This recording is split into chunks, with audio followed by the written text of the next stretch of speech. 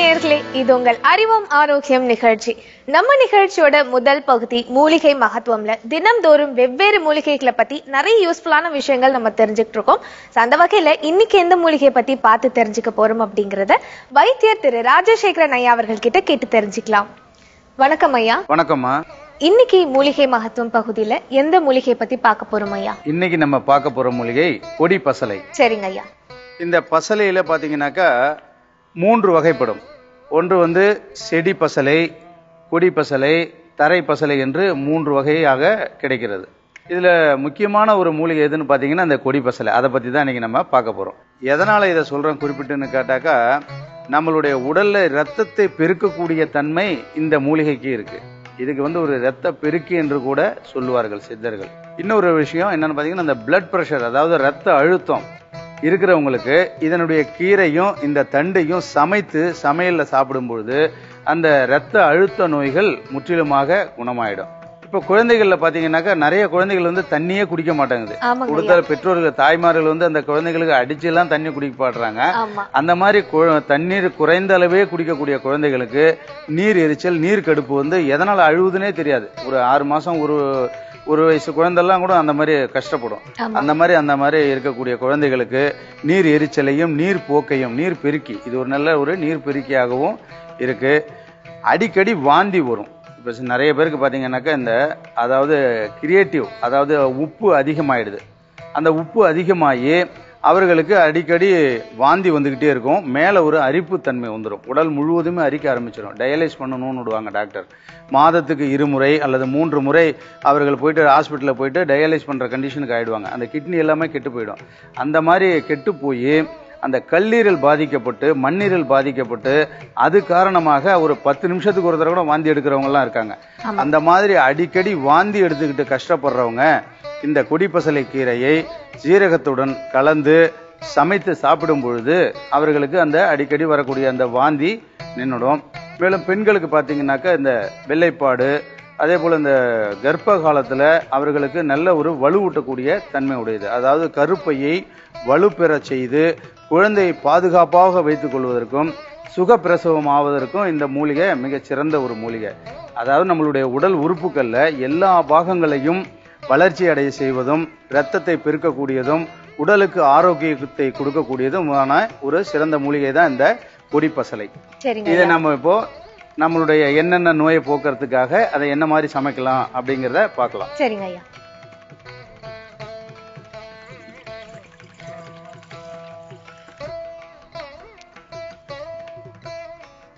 இப்போ நம்ம இதுல எல்லா பாகங்களுமே இதுல நமக்கு பயன் தரக்கூடியதுதான். இதுக்கு இந்த இலைகளை நம்ம கட் பண்ணி தண்டுடன் சேர்த்து நம்ம கட் பண்ணி போட்டுக்கலாம்.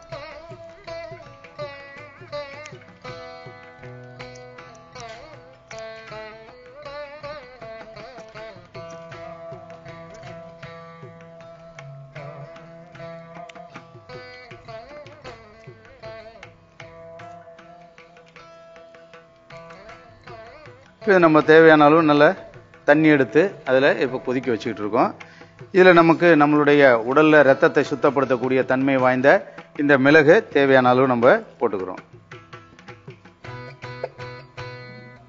அதே போல சீரகம் நம்ம வீட்டில் இருக்கக்கூடிய பொருள் தான். இது எல்லாருமே நம்ம அன்றாட நம்மளுடைய உணவுப் பொருள்கள்லாம் நம்ம குழம்பு வைக்கிறதுல இருந்து எல்லாத்திலுமே பயன்படுத்துறோம். அதே போல இந்த கஷாயத்துக்கும் இந்த சீரகத்தை பயன்படுத்திக்கலாம். இதுவும் ஒரு தேவையான அளவு. நம்ம இப்போ ரசம் வைக்கிறதுக்கெல்லாம் எவ்வளவு தேவைப்படுதோ அந்த அளவு வச்சுக்கலாம்.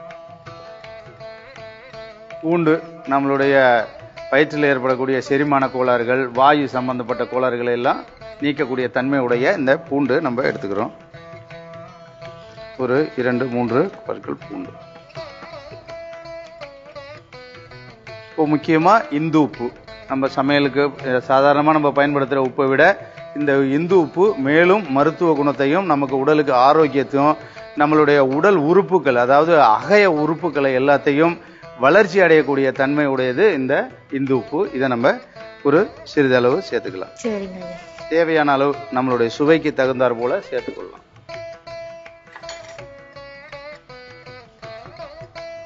இதுல பாத்தீங்கன்னா ஒரு 2 டம்ளர் வீதம் தண்ணீர் வைத்து இது 1 டம்ளராக சுண்டும் வரைக்கும் இதை காய்ச்சணும்.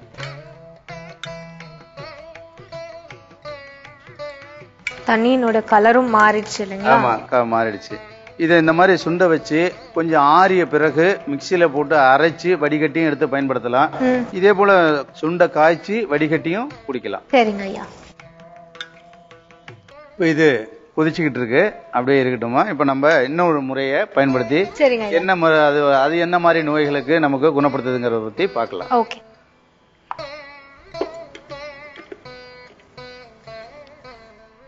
இப்போ நம்ம இந்த ஏற்கனவே இந்த கொடி பசலையை நன்றாக சின்ன சின்ன துண்டுகளாக நறுக்கி வச்சிருக்கோம். இதுல இந்த காய் பழம் இதுல நம்ம எல்லாத்தையுமே கலந்து கூட நம்ம போட்டுக்கலாம்.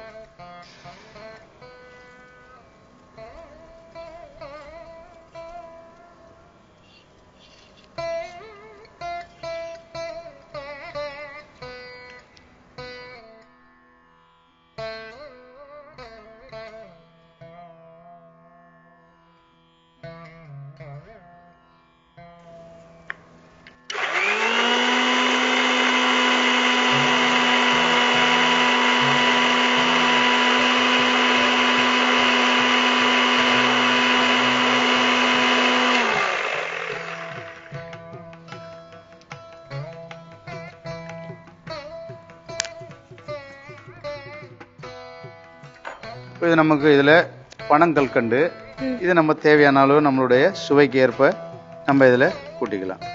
இதுல இன்னொரு விஷயம் என்ன பாத்தீங்கன்னாக்கா, இப்ப இந்த சர்க்கரை நோயால் பாதிக்கப்பட்டவர்களுக்கு இந்த பனங்கற்பட்டு சேர்க்கறதுல கொஞ்சம் அளவு மெயின்டைன் பண்ணிக்கணும். எவ்வளவு தேவையான அளவு.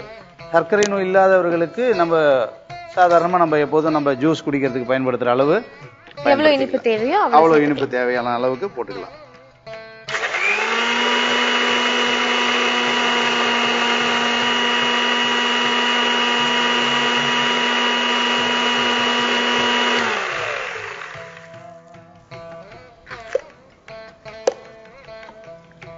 இந்த பசலைக்கீரை பார்த்தீங்கன்னாக்கா வழுவழுப்பா இருக்கும், ஒரு பசை மாதிரி போன்ற ஒரு வழுவழுப்பு தன்மை உடைய ஒரு கீரை இது. சரிங்க ஐயா.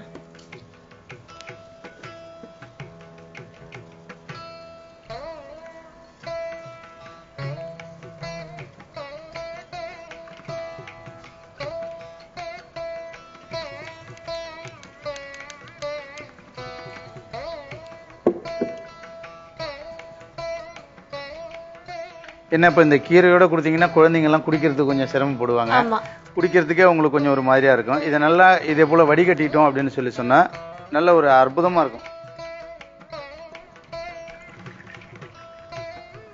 இப்போ நமக்கு தேவையான கொடி பசலை சாறு தயாராக கிடைத்துள்ளது.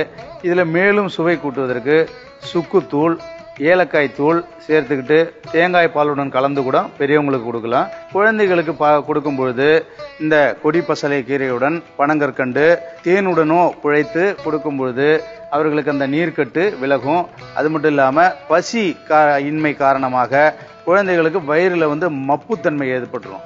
அந்த மாதிரி மாந்தம் போன்ற கோளாறுகள் உள்ள குழந்தைகளுக்கும் இதை கொடுத்துக்கிட்டு வந்தோம்னாக்கா அந்த குழந்தைகள் நல்ல ஆரோக்கியமாகவும் மூளை வளர்ச்சியும். அதாவது இந்த இதுல ஒரு முக்கியமான விஷயம் என்னன்னா, எப்படி வல்லாரை கீரை நம்மளுடைய மூளை வளர்ச்சிக்கும் ஞாபக மறதியை போக்குதோ அந்த மாதிரி இது இந்த பசலைக்கீரைக்கும் அந்த நல்ல மூளை வளர்ச்சியவும் நரம்பு தளர்ச்சியை போக்கக்கூடிய தன்மையும் குழந்தைகளுக்கு நல்ல ஞாபக சக்தியும் கொடுக்கக்கூடிய ஒரு சிறந்த மூலிகை.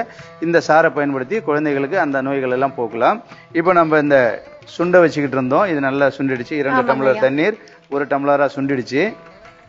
இதை ஸ்டெயின் பண்ணிடலாம் இல்லைங்களா? ஆமா, இதை வடிகட்டி எடுத்துக்கிறோம்.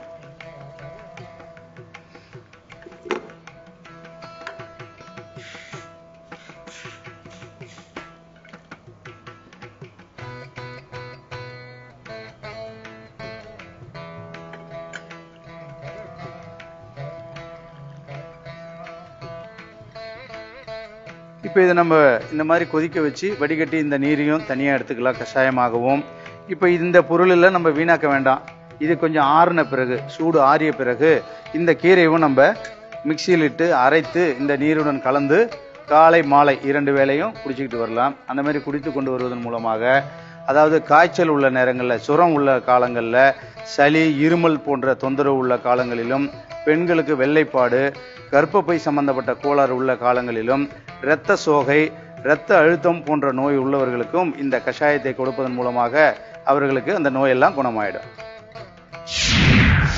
கொடிப்பசலை கஷாயம் தயாரிக்கும் முறை. ஒரு பாத்திரத்தில் தேவையான அளவு தண்ணீர் ஊற்றி அதில் கொடிப்பசலை இலைகள், தண்டு, காய் பகுதிகளை கத்தரித்து போட்டு நன்கு கொதிக்க விடவும்.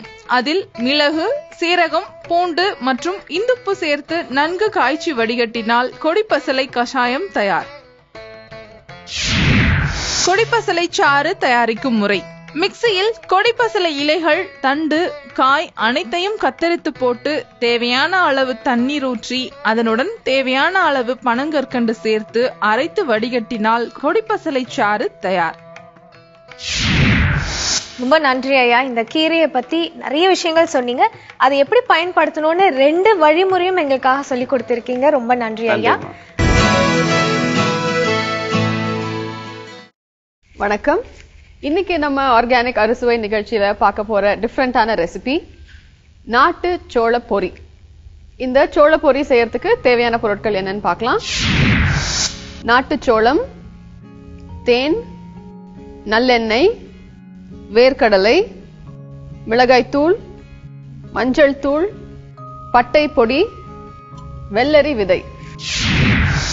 இந்த மாதிரி ஹெவியா இருக்க ஒரு குக்கர் எடுத்துக்கோங்க.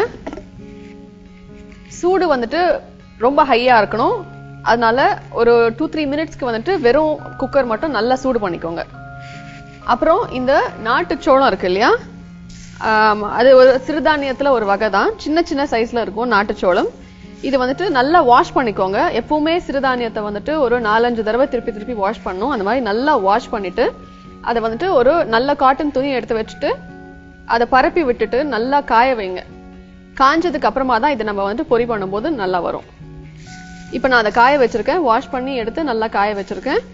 இதை வந்துட்டு நம்ம பேட்சா, அதாவது கொஞ்சம் கொஞ்சமா போட்டு நம்ம பொரி செஞ்சுக்கலாம். காலியா இருக்கணும், நல்ல சூடா இருக்கணும். இந்த பொரி இந்த சோளத்தை உள்ள போட்டதுக்கு அப்புறமா நம்ம அதை மூவ் பண்ணிட்டே இருக்கணும். இல்லைனாக்கா வந்துட்டு சீக்கிரமா தீஞ்சிடும்.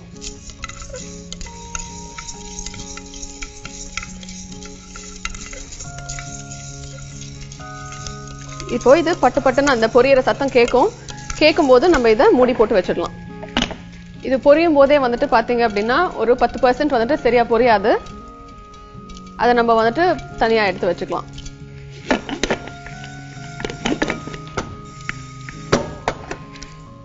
பொரியதை நின்றுடுச்சு. இதை எடுத்து கொட்டிக்கலாம். நம்ம இதே மாதிரி பேட்சா நம்ம கொஞ்சம் கொஞ்சமா அந்த சோளத்தை எல்லாத்தையுமே நம்ம பொரிய வச்சுக்கலாம். முதல்ல சொன்ன மாதிரியே இது அப்படியே வந்துட்டு கொஞ்சமா அப்படியே கிளறி விட்டுட்டே இருங்க. கொஞ்சம் பொரிய ஆரம்பிச்ச உடனே மூடி போட்டு நம்ம அதை பொரிய விட்டுடலாம்.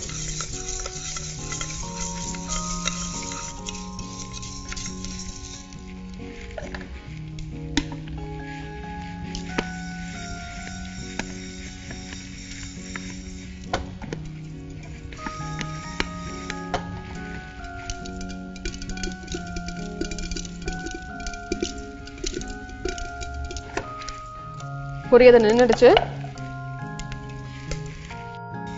இதை எடுத்து கொட்டிக்கலாம் நம்ம. ஓகே, இப்போ நம்ம எல்லாத்தையும் வந்துட்டு நம்ம பொரி பண்ணிட்டோம். இப்போ இதுக்கு வந்து ஒரு ஃப்ளேவர் கொடுக்கலாம். இந்த மாதிரி ஒரு கடாய் எடுத்துக்கோங்க.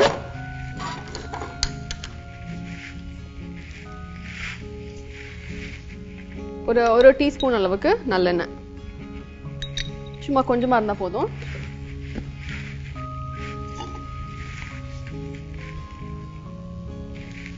எண்ணெயில தேவையான அளவு நம்ம மிளகாத்தூள் சேர்த்துக்கலாம். அப்புறம் கொஞ்சமா மஞ்சள் தூள். இது கூட நம்ம வேர்க்கடலை கொஞ்சம் ஃப்ரை பண்ணிக்கலாம்.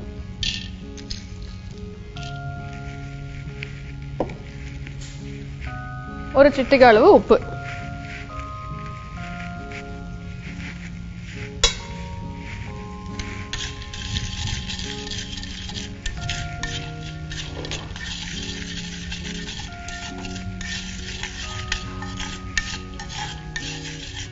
வேர்க்கடலை அந்த பச்சை வாசனை அதெல்லாம் போற அளவுக்கு நம்ம இதை நல்லா ஃப்ரை பண்ணி எடுத்துக்கலாம். இப்போ நம்ம இந்த சோள பொரி வந்துட்டு காரமா மாத்த போறோம். கார சோள பொரியா இதுல நம்ம செய்ய போறோம். அதுக்காக கூட கொஞ்சம் ஃப்ளேவர் என்ஹான்ஸ் பண்றதுக்காக நம்ம வேர்க்கடலையும் சேர்த்துட்டு இருக்கோம். சாதாரணமா நம்ம வந்துட்டு சினிமா தியேட்டருக்கு போனோம் அப்படின்னா பாப்கார்ன் வாங்காத குழந்தைங்களே கிடையாது. அந்த பாப்கார்ன்ல வந்துட்டு நம்ம அந்த பட்டர் ஃப்ளேவரிங் ஆட் பண்றோம் இல்லையா, அந்த பட்டர் ஃப்ளேவரிங் வந்து பட்டர் கிடையாது, பட்டர் ஃப்ளேவரிங்னா அதுதான் நிறைய எடுத்துப்பாங்க குழந்தைங்க. அது அந்த அளவுக்கு உடம்புக்கு நல்லது இல்லை. ஸோ இந்த மாதிரி நம்ம ஹெல்தியான பாப்கார்ன் வீட்லயே நீங்க செஞ்சு கொடுத்தீங்கன்னா அதை அவாய்ட் பண்ண ட்ரை பண்ணுவாங்க. இப்போ இந்த வேர்க்கடலை ஓரளவுக்கு வறுத்தாச்சு. இப்போ இது கூட நம்ம இந்த பொரி பண்ணி வச்சிருக்கோம் இல்லையா, அது சேர்த்துக்கலாம்.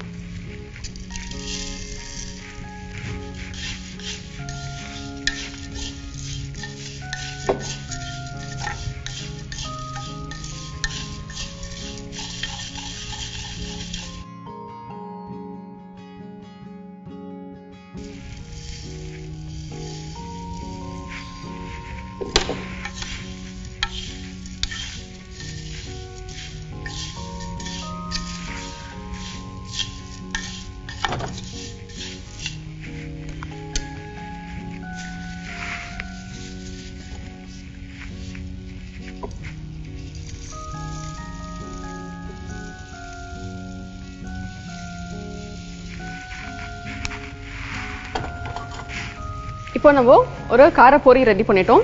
இப்போ பாக்கி இருக்க சோளத்துல நம்ம ஒரு ஸ்வீட்டான ஒரு பொரியும் ரெடி பண்ணிக்கலாம். இதுக்கு நம்ம கொஞ்சம் தேன் யூஸ் பண்ணிக்கலாம்.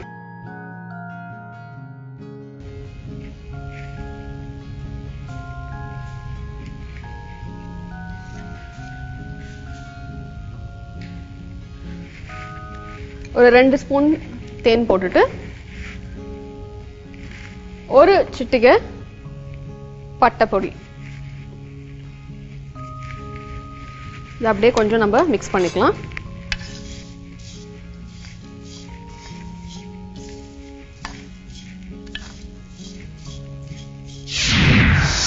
சோளப்பொரி செய்யும் முறை. குக்கரை நன்கு சூடாக்கி அதில் நன்கு கழுவி உலர்த்திய சோளத்தை பொரித்து எடுத்துக்கொள்ளவும். வாணலியில் நல்லெண்ணெய் ஊற்றி அதில் மிளகாய்த்தூள், மஞ்சள் தூள் மற்றும் வேர்க்கடலை போட்டு நன்கு வறுத்து அதனுடன் பொரித்த சோளத்தை கலந்து தேவையான அளவு தேன் சேர்த்து கிளறினால் சோளப்பொரி தயார். இப்போ நம்ம நாட்டு சோள பொரி பண்ணிருக்கோம். அதுலயும் ஒன்னு இனிப்பு பண்ணிருக்கோம், இன்னொன்னு கார பொரி பண்ணிருக்கோம். இது ரெண்டும் வந்துட்டு நம்ம வீட்டுல வந்து குழந்தைங்களுக்கு செஞ்சு கொடுங்க. இந்த நாட்டு சோள பொரி வந்துட்டு கிடைக்கிறதும் ரொம்ப ஈஸி, இதை செய்யறதுக்கும் ரொம்ப சுலபம் தான். 5-10 நிமிஷத்துல நம்ம இதை ரெடி பண்ணிடலாம். நீங்களும் இதை வந்துட்டு உங்க வீட்டுல செஞ்சு பார்த்து எப்படி இருக்குன்னு சொல்லுங்க.